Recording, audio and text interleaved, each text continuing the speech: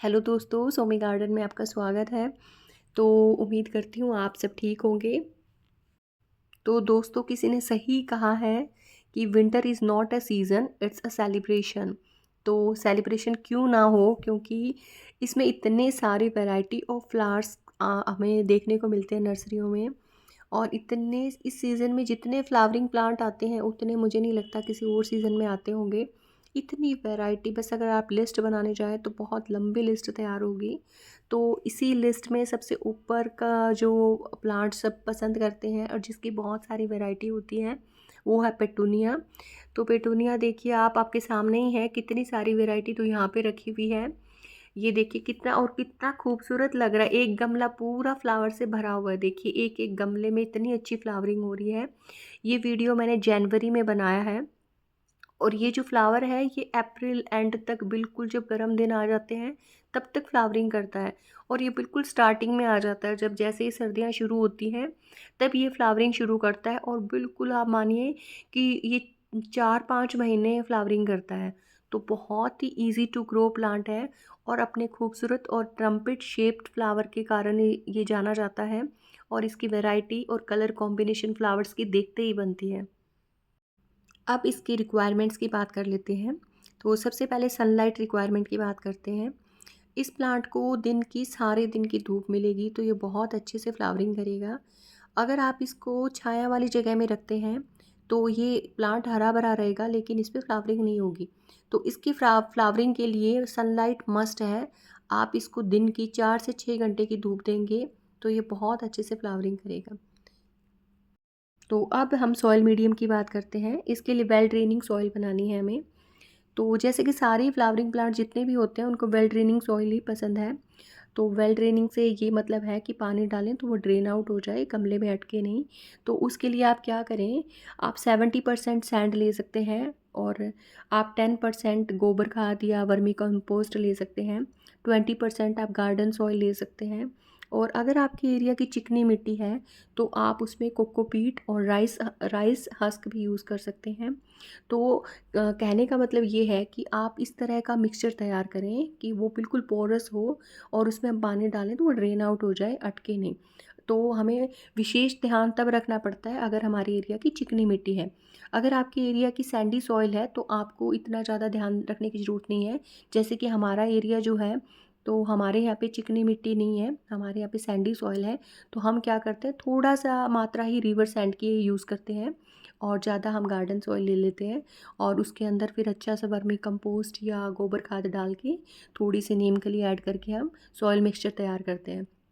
लेकिन अगर आपकी एरिया की चिकनी मिट्टी है तो आप कोकोपीट या राइस हस्क यूज़ करें। और आधा चम्मच आप फंगीसाइड डालें।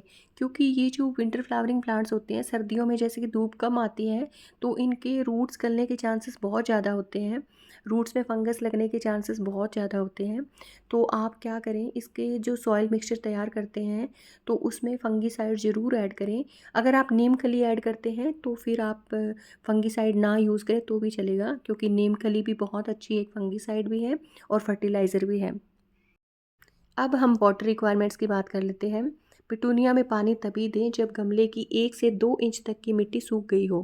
अक्सर फ्रेंड्स हम ओवर वाटरिंग से ही प्लांट को मारते हैं, क्योंकि हम क्या करते हैं, बहुत बड़ी गलती ये करते हैं कि हम बिना मिट्टी चेक किए पानी देते हैं।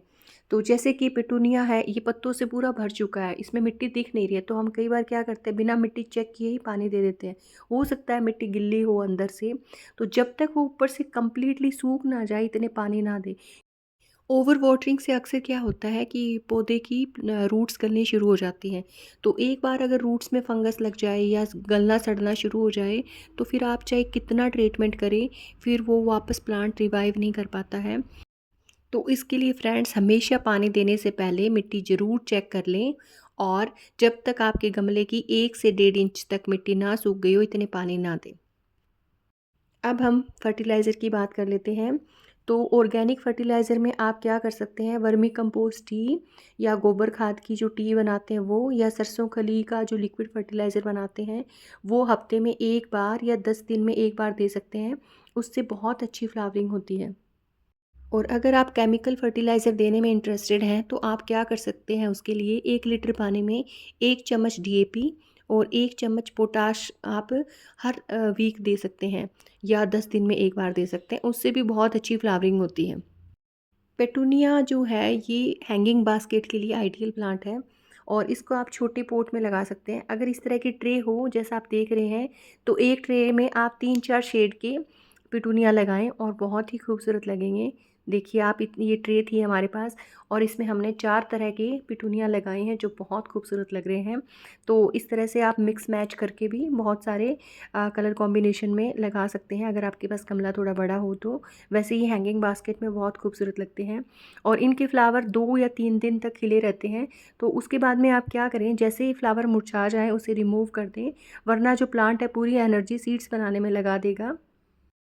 पिटूनिया का फ्लावरिंग ड्यूरेशन बहुत लंबा होता है। ये जब जैसे ही सर्दियाँ आती है तब से फ्लावरिंग करता है, सितंबर अक्टूबर से लेकर, और ये बिल्कुल अप्रैल एंड तक करता है। जब बहुत अच्छे खासे गर्म दिन आते हैं तब तक फ्लावरिंग करता है और ये लास्ट में आके मार्च में आके ये जो प्लांट है इस पे सीड्स बनने शुरू हो जाते हैं। तब आप क्या कर सकते हैं, इनके सीड्स को कलेक्ट कर सकते हैं और नेक्स्ट सीज़न के लिए उन्हें बचा सकते हैं। तो ये बहुत अच्छे आपको मैं सजेस्ट करूँगी कि पिटूनिया आप ज़रूर लेके आएँ और अपने जो घर की शोभा बढ़ाएं, क्योंकि ये इतने कलरफुल और इतने प्यारे लगते हैं। आप देखिए ये नज़ारा देखिए आप, यहाँ पे तो बहुत सारी मात्रा में रखे हुए हैं। अगर आप 5-7 गमले भी इसके ले आते हैं तो बहुत ही खूबसूरत सा लुक आपके घर को, आपकी बालकोनी को मिलेगा। जो पिटूनिया की तरह ही अच्छी फ्लावरिंग करते हैं उनमें एक गज़ेनिया है और गुलदाउदी है, साल्विया है और डायंथस बहुत लंबे टाइम तक फ्लावरिंग करता है, बहुत एंड तक जाता है, बिल्कुल अप्रैल एंड तक फ्लावरिंग करता है डायंथस भी। तो बहुत अच्छे फ्लावरिंग प्लांट्स हैं, ज़रूर ऐड करें। पेटूनिया पे पेस्ट अटैक हो जाता है क्योंकि विंटर फ्लावरिंग प्लांट्स पे अक्सर हम देखते हैं, जैसे गुलदाउदी हो और पेटूनिया हो, इनके पत्तों पे एफिड्स का, वाइट फ्लाइज, स्पाइडर माइट्स वगैरह का अटैक होता है। तो उसके लिए आप ऑर्गेनिकली ही इसको करेक्ट करें, नीम ऑयल वगैरह का स्प्रे करते रहें 10-15 दिन में, तो उससे ये कंट्रोल में रहेंगे। अगर आप केमिकल पेस्टिसाइड्स वगैरह का यूज़ करेंगे तो वो ठीक नहीं होता, क्योंकि फिर उससे क्या है कि जो पॉलिनेटर्स वगैरह है वो भी नहीं आते हैं। अगर जिस प्लांट्स के ऊपर हम पेस्टिसाइड्स ज़्यादा यूज़ करते हैं, तो आप कोशिश करें कि जितने फ्लावरिंग प्लांट हो उस पर कोई किसी भी तरह का पेस्ट अटैक हो गया हो तो उसे ऑर्गेनिकली ही ठीक करें, केमिकल पेस्टिसाइड्स वगैरह का यूज़ ना करें। तो फ्रेंड्स, आज का मैं वीडियो यहीं ख़त्म करती हूँ। उम्मीद करती हूँ आपको पसंद आया होगा। अगर पसंद आया हो तो प्लीज़ चैनल को सब्सक्राइब करें, लाइक करें और अपने फ्रेंड्स के साथ ये वीडियो शेयर करें। Thank you for watching. Have a beautiful day. Happy gardening friends.